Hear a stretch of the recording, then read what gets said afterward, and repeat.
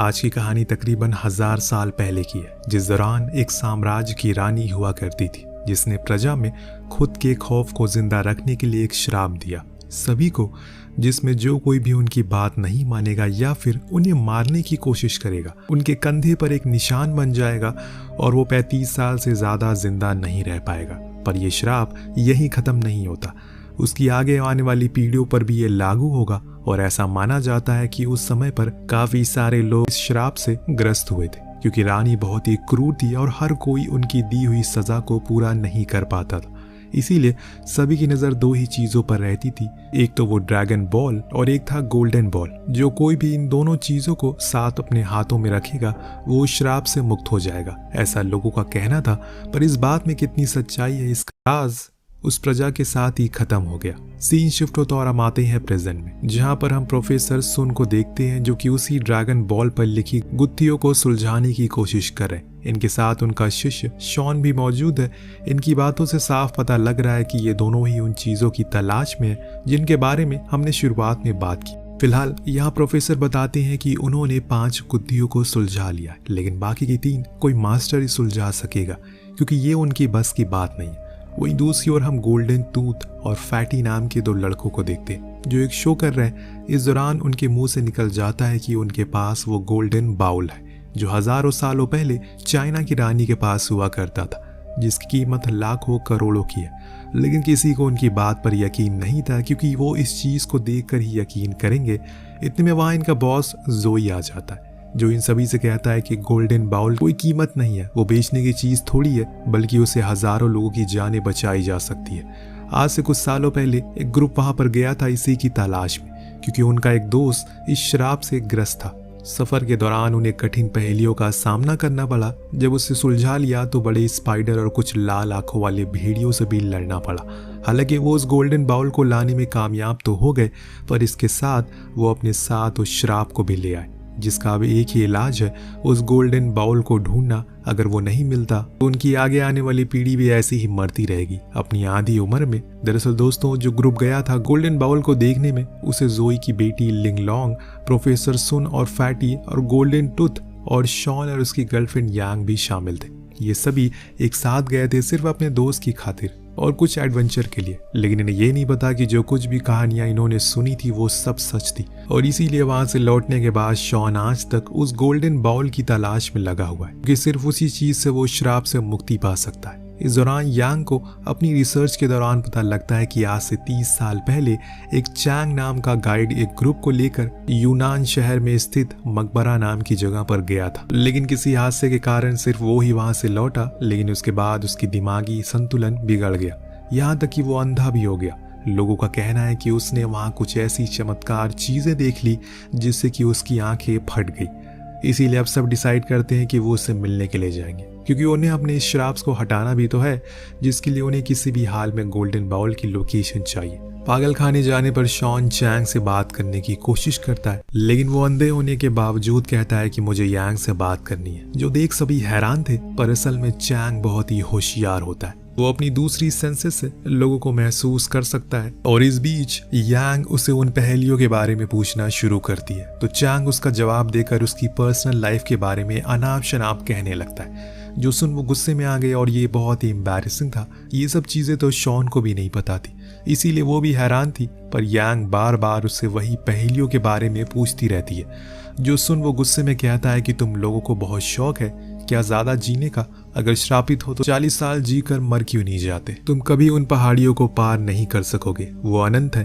कभी खत्म नहीं होंगी। हर मोड़ पर एक पहेली है जिसको सुलझाते सुलझाते तुम खुद सुलझ जाओगे।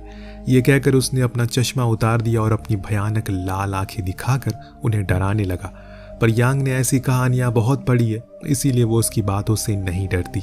दोबारा से उससे सवाल करती है, पर इस बारी वो कुछ जवाब नहीं देता, जो देख वो लोग वहां से चले जाते हैं।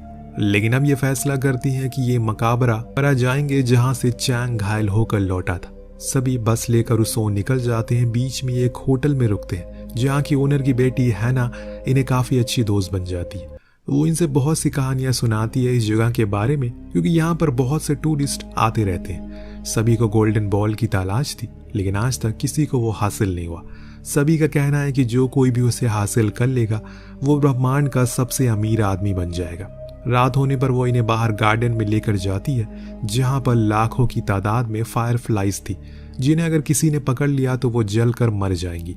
खैर, अब सुबह होने पर हैना सभी को ड्रैगन माउंटेन की ओर लेकर जाती है, उन्हें गाइड करके उस जगह तक छोड़ देती है जिसके आगे का सफर उन्हें खुद ही राफ्ट के जरिए तय करना होगा, क्योंकि अब इन्हें एक छोटी सी गुफा के जरिए आगे जाना है।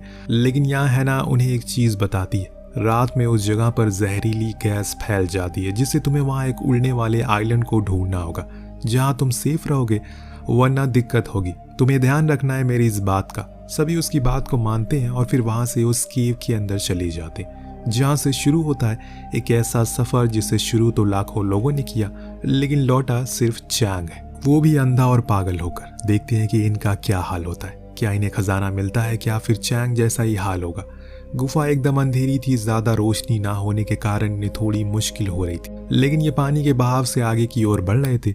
इस बीच गोल्डन टूथ पानी में से एक मछली को पकड़ने की कोशिश करता, लेकिन वो उसकी उंगलियों में काट लेती है और खून की कुछ बूंदें उनकी राफ पर गिर गई, जो इनके लिए परेशानी बढ़ा सकती है, क्योंकि यांग का कहना था क्योंकि ये वेलवर मछलियां हैं जो खून की एक बूंद की स्मेल से बहुत गुस्से में आ जाती है और झुंड में हमला करती है, जो चीज कुछ ही देर में होना शुरू भी हो गई।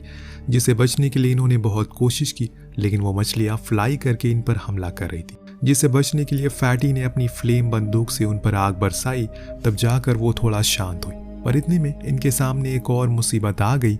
पानी का बहाव काफी तेज होने के साथ वो दोनों रास्ते की ओर जा रहे थे, जिसके कारण ये दो ग्रुप में बढ़ जाते। एक ग्रुप जिसमें यांग, शॉन और गोल्डन टूथ वो झरने से गिरकर मकबरे की ओर करीब जा रहे थे, वहीं दूसरा ग्रुप इस जगह के दूसरी साइड पहुंच गया जहां पर इन्हें काफी लोगों की लाशें मिली, कुछ पुराने अवशेष भी जो कि सोने के थे।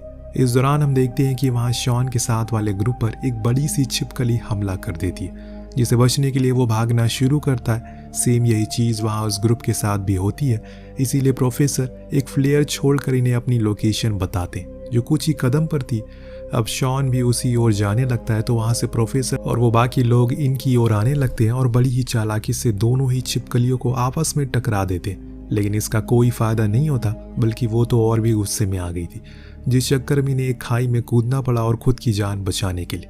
लेकिन जब बिजली चमकी और रोशनी हुई तो इन्हें समझ आया कि यहाँ तो माहौल बना हुआ है। दरअसल वहां पर कई सारी बड़ी छिपकलियां सो रही थी, जो इनके कूदने के शोर से अब जाग गई।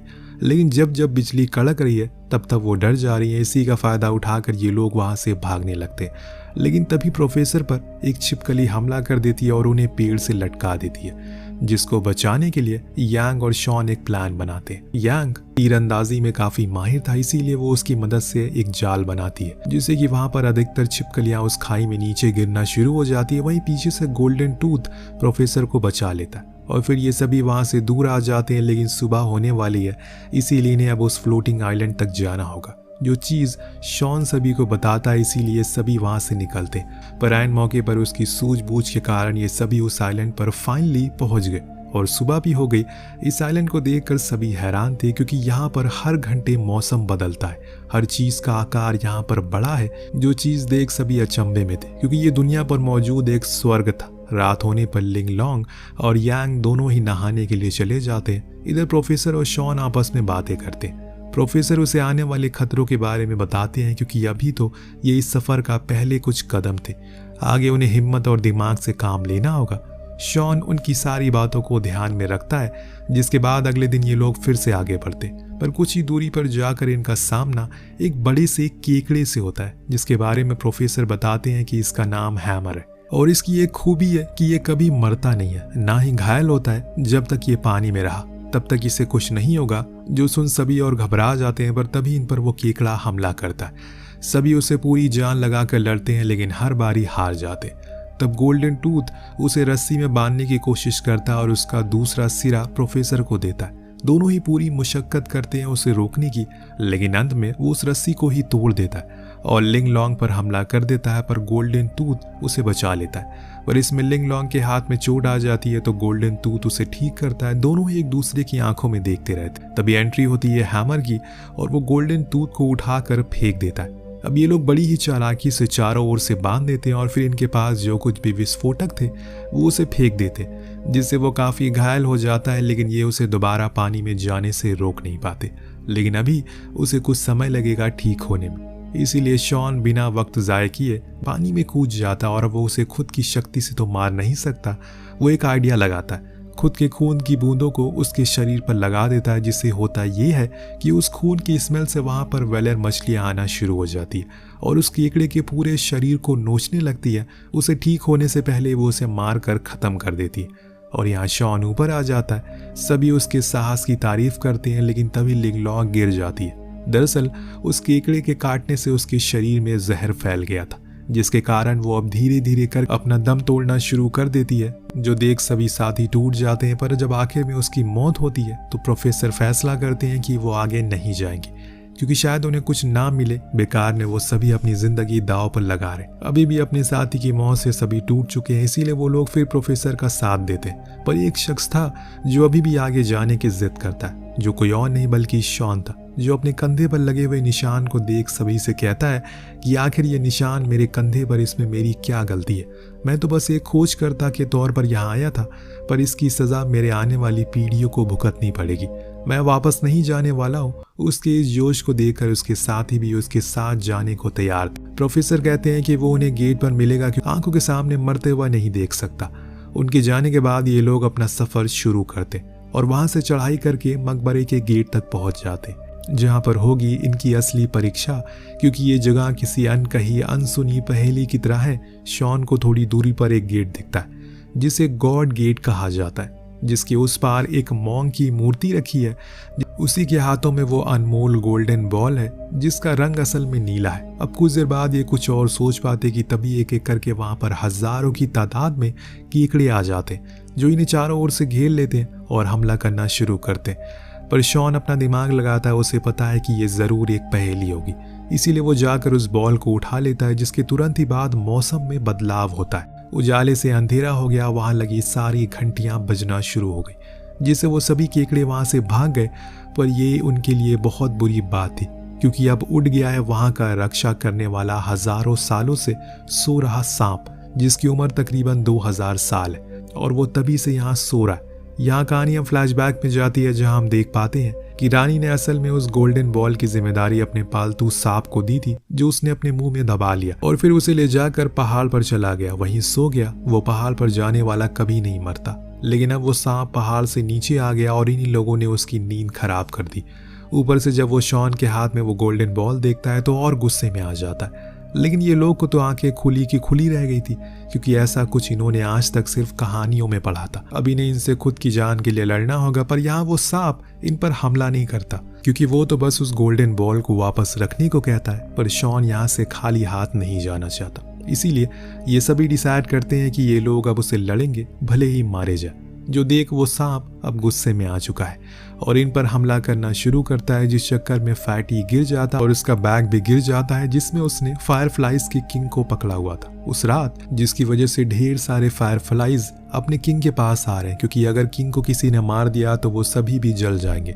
यही सोचकर शॉन अपने दिमाग में प्लान बना लेता है कि अगर किसी भी तरह करके उस फायरफ्लाइज के किंग को सांप के पास ले जाकर मार दिया जाए तो वहां भयानक आग लग सकती है। इसीलिए वो उस जार को लेकर उसकी ओर बढ़ता है, लेकिन तभी एक सांप के झटके से उसके हाथ से वो बोतल गिर जाती है और टूट जाती है, जिसके कारण वो किंग आज़ाद हो जाता है और उड़ने लगता है। लेकिन तभी एक हाथ आता है जो उसे दबोच लेता है, जो किसी और का नहीं बल्कि प्रोफेसर का ही था, जो इनसे कहते हैं कि ये बस मैं तुम लोगों के लिए कर रहा हूँ, मुझे कभी भूलना मत।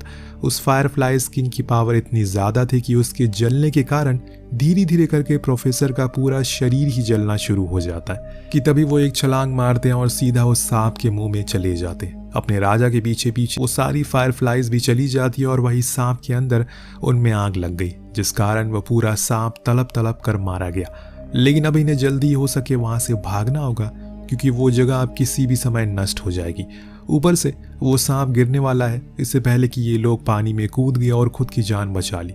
सीन कट होता है और हम इन बचे हुए लोगों को अपने घर सही सलामत देखते हैं। यहाँ ये सबसे पहले अपने मरे हुए दोस्तों को श्रद्धांजलि देते हैं। इसके बाद गोल्डन बॉल और गोल्डन बॉल दोनों को ये साथ रख देते हैं, जिससे कि बॉल हवा में उड़ने लगती है और बाउल में चमक आ जाती है, यानी कि अब इनका वो श्राप खत्म हो गया है। और ये दोनों चीज़ भी इनकी हो गई है जिसकी कीमत तो है ही नहीं। अब ये चाहे तो इसे अपने पास रखें या फिर इसे बेचकर लाखों करोड़ों कमा सकते हैं। वेल, आपको कहानी कैसी लगी कमेंट करके जरूर बताइएगा। मिलते हैं अगले वीडियो में। Thank you so much watching. Peace out.